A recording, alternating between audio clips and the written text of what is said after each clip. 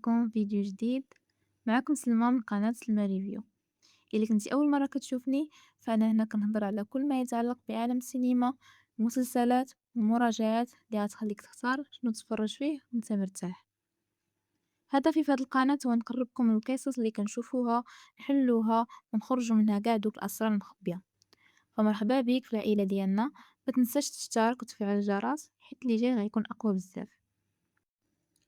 واليوم قررت نهضر ليكم على واحد المسلسل اللي كتعتبر بالنسبة ليا من أكثر الأعمال اللي خلاتني ما كنعسش بالليل ونبقى غير كنفكر في كاع الاحتمالات الممكنة. غادي نهضروا على جحيم بلدة فرون. وجدوا راسكم حيت اليوم غادي ندير واحد الرحلة طويلة لثلاثة ديال المواسم، غنشوف فيها الدموع، الرعب والصدمات اللي غتخليكم تعيدوا النظر في كل شيء كتعرفوه على هذا المسلسل. يلا نبداو.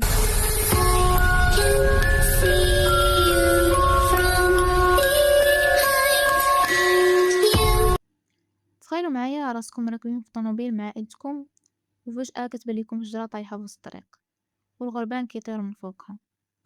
هذه كانت هي اللحظة اللي تبدلات فيها حياة عائلة جيم وطابيتا ولادهم للأبد.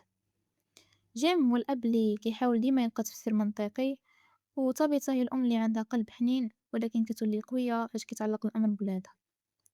باش حاولوا يدوروا ويرجعوا نينجاو لقاو راسهم كيرجعوا لنفس المدينة، وكأن الأرض ولات دايرة بهم في دائرة ما عندهاش مخرج.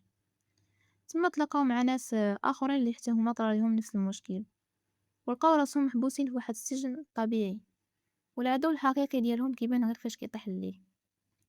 في هاد المدينة الليل ماشي للنوم، الليل هو الوقت اللي كيخرجوا فيه شي مخلوقات غريبة كيبانوا بحال بنادم لابسين حوايج قدام ومبتسمين واحد الابتسامة كترعد العظام.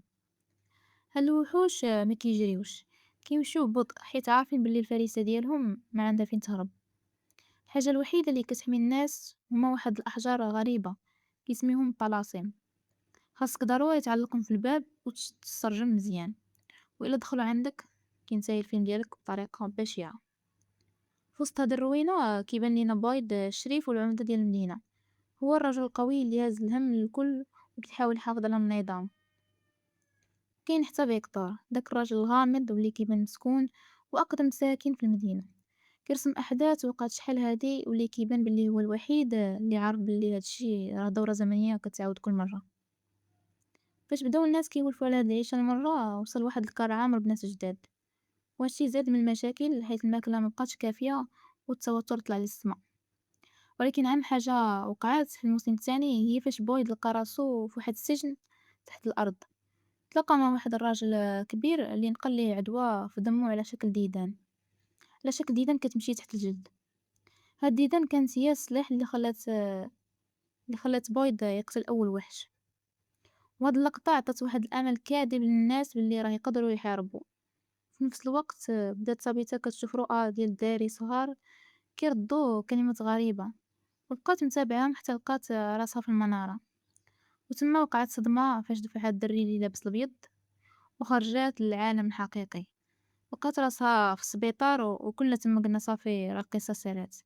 ولكن هذه كانت غير البداية ديال الجزء الثالث الأظلم.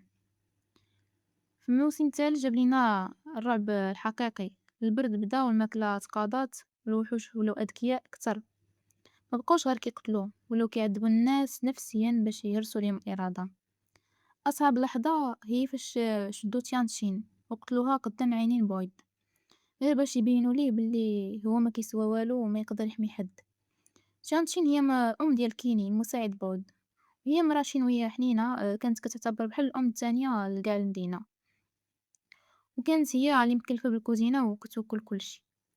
في نفس الوقت صابيطا اللي كانت برا ما قدرش تنسى عيلتها ورجعت المدينة وجابت معاها أب فيكتور هنري اللي كان كيسحب ليه ولدو مات هادي 40 عام. هاد اللقاء كان كيبكي الصراحة، ولكن الفرحة ما كملاتش حيت فاطمة حملت بواحد الطريقة غريبة ومرعبة. فاطمة هي خطيبة أليس ولد بويض، وهي امرأة إيرانية كانت ديما هي مصدر الأمل والبهجة في المدينة، ولكن دابا ولات كتاكل غير الخبز الخامج والفاكهة المسوسة وتغيرت حالتها بزاف. الصدمة الكبيرة هي فاش اكتشفوا بلي هاد الحمل ماشي عادي بل هي حاملة بوحش. كتزاد الإثارة فاش كنعرفوا بلي هاد الوحش هو نيت اللي قتلو بويض في الموسم الثاني باش نقل ليه العدوى ديال الديدان. هاد الحمل ولا كيشكل تهديد كبير على قاع الناس اللي في المدينة، وما كيعرف حد شنو غيوقع فاش غادي تولد. ولكن الصدمة اللي خلات قاع المتابعين مصدومين هي اللي وقعت في الأخير مع جيم. جيم كان ديما كيحاول يلقى تفسير منطقي، كيسحاب ليه هادشي مجرد تجربة علمية. فاش مشى للغابة واجه داك الرجل اللي لابس البدلة الصفراء، شخص غامض اللي كان كيهضر معاه في الراديو شحال هادي، وكان كيهدد عائلته. هاد اللقاء كان هو الأخير لجيم، حيت هاد الكيان قتلو بطريقة وحشية وصادمة قدام عينينا، وبنته جولي شافت هادشي كامل في السفر عبر الزمن، ولكن ما قدرش تبدل حتى حاجة. دابا قاع الأسئلة بقات معلقة، واش جولي غتستعمل القدرة باش ترجع بالزمن وتنقذ باباها؟ شنو كتعني ديك الكلمة اللي كيقولو الدراري أونغوي اللي فهمناها دابا هو أن الحل كاين في التذكر. خاصهم يتفكروا شنو وقع في السنين اللي فاتت باش يهرسوا هاد اللعنة. هذه هي القصة ديال فروم بكل اختصار وتركيز. مسلسل كيحمقك وكيخليك تنسى كل حلقة على أعصابك. كنتمنى هذا الملخص يكون عجبكم وعيشكم شوية من داك الرعب اللي عشتو أنا فاش كنت كنتفرج. قولوا لي في الكومنتير شنو كيبان لكم في موت جيم، واش بصح مات ولا كاين شي بلان آخر. كنت معكم سلمى، ونتلاقاو الفيديو الجاي باش نحلو قاع النظريات ديال الموسم الرابع. تهلاو.